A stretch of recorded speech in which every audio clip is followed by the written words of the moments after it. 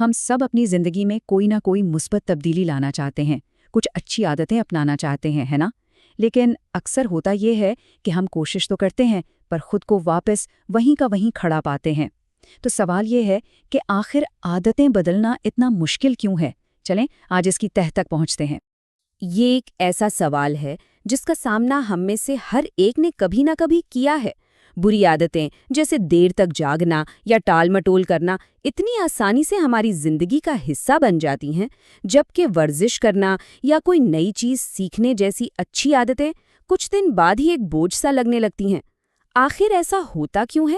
اچھا، اس کی وجہ یہ ہے کہ عادتیں بدلنے کا ہمارا پورا طریقہ کار ہی بنیادی طور پر غلط ہے۔ ہم دو بہت بڑی غلطیاں کرتے ہیں۔ پہلی، ہم غلط چیز پر اپنی توجہ مرکوز کر لیتے ہیں، اور دوسری، ہمارا طریقہ ہی ٹھیک نہیں ہوتا۔ اس مسئلے کو ٹھیک سے سمجھنے کے لیے آئیے تبدیلی کے ایک نئے ماڈل پر نظر ڈالتے ہیں۔ اپنے رویے میں تبدیلی کو نہ ایک پیاز کی طرح سمجھیں۔ جی ہاں، ایک پیاز کی طرح۔ اس کی بھی ایک کے اندر ایک کئی تہیں ہوتی ہیں۔ تو سب سے باہر والی جو طے ہے وہ ہے نتائج۔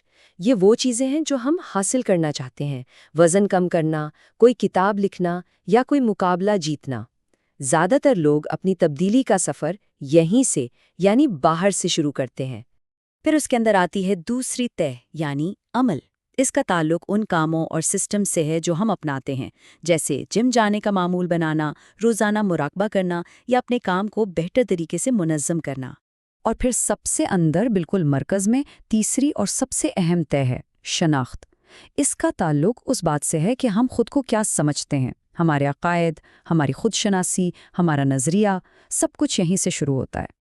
اب دلچسپ بات یہ ہے کہ مسئلہ ان تہوں میں نہیں ہے، مسئلہ اس سمت میں ہے جس میں ہم تبدیلی لانے کی کوشش کرتے ہیں۔ زیادہ تر لوگ باہر سے اندر کی طرف آتے ہیں، یعنی پہلے نتائج پر فوکس کرتے ہیں، پھر عمل اور آخر میں شناخت تک پہنچنے کی امید رکھتے ہیں۔ لیکن دیر پا تبدیلی کا اصل راستہ اس کے بالکل الٹ ہے، یعنی اندر سے باہر کی طرف۔ تو پھر اس کا حل کیا ہے؟ حل یہ ہے کہ اپنی توجہ کیا حاصل کرنا ہے سے ہٹا کر اس بات پر مرکوز کی جائے کہ کون بننا ہے۔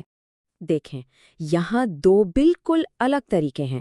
ایک ہے نتائج پر مبنی عادت، جس میں ساری توجہ اس بات پر ہوتی ہے کہ مجھے وزن کم کرنا ہے، اور دوسرا ہے شناخت پر مبنی عادت، جس میں سوچ یہ ہوتی ہے کہ میں ایک صحت مند انسان بننا چاہتا ہوں۔ یہ فرق بہت معمولی لگتا ہے، لیکن یہ بہت گہرا ہے۔ اس کی ایک بہترین مثال سگریٹ چھوڑنے والے دو لوگوں سے ملتی ہے۔ ایک شخص کہتا ہے، نہیں شکریہ، میں چھوڑنے کی کوشش کر رہا ہوں۔ وہ اب بھی خود کو ایک سگریٹ پینے والا ہی سمجھتا ہے جو کوشش کر رہا ہے۔ دوسرا شخص کہتا ہے، نہیں شکریہ، میں سگریٹ نہیں پیتا۔ یہ صرف الفاظ کا فرق نہیں ہے، یہ شناخت کی تبدیلی ہے۔ اس نے اپنی شناخت ہی بدل لی ہے۔ دیکھیں، جب تک کوئی رویہ ہماری شناخت کا حصہ نہیں بن جاتا، وہ کبھی بھی دیر پا نہیں ہو سکتا۔ اس کی ایک نفسیاتی وجہ ہے۔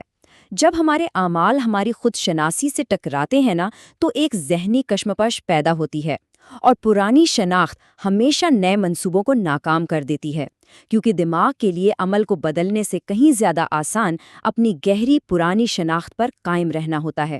تو سوال یہ اٹھتا ہے کہ یہ نئی شناخت بنائی کیسے جائے؟ اس کا جواب ایک بہت ہی دلچسپ تصور میں چھپا ہے: اپنے لیے ووٹ ڈالنا۔ اس کا مطلب یہ ہے کہ ہمارا ہر ایک عمل، چاہے وہ کتنا ہی چھوٹا کیوں نہ ہو، اس بات کا ثبوت ہے کہ ہم کس قسم کے انسان بننا چاہتے ہیں۔ یہ ایک طرح کا ووٹ ہے جو ہم اپنی نئی شناخت کے حق میں ڈالتے ہیں۔ مثال کے طور پر، جب کوئی شخص صرف ایک صفحہ لکھتا ہے تو وہ ایک مصنف ہونے کے لیے ووٹ ڈالتا ہے۔ جب کوئی ورزش کرتا ہے تو وہ ایک کھلاڑی ہونے کے لیے ووٹ ڈالتا ہے۔ جب کوئی اپنا بستر ٹھیک کرتا ہے تو وہ ایک منظم شخص ہونے کے لیے ووٹ ڈالتا ہے۔ یہ چھوٹے چھوٹے اعمال مل کر ثبوت اکٹھا کرتے ہیں اور ہماری نئی شناخت کو مضبوط سے مضبوط تر کرتے ہیں۔ تو یہ سارا عمل دو بہت ہی سادہ قدموں میں سمٹ جاتا ہے۔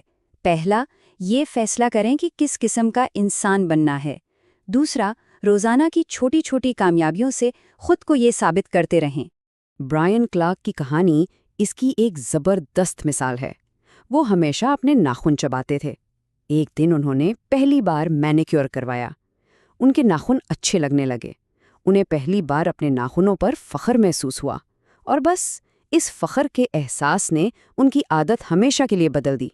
وہ ایک ایسا شخص بن گئے جو اپنے ناخنوں کا خیال رکھتا ہے۔ آخر میں یہ سمجھنا بہت ضروری ہے کہ بات صرف عادتیں بنانے کی نہیں ہے، بلکہ اس سے کہیں زیادہ گہری ہے۔ رویے کی حقیقی تبدیلی دراصل شناخت کی تبدیلی ہے۔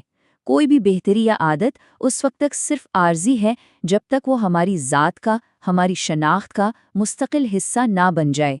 اس لیے مقصد صرف ایک کتاب پڑھنا نہیں ہے، اصل مقصد ایک قاری بننا ہے۔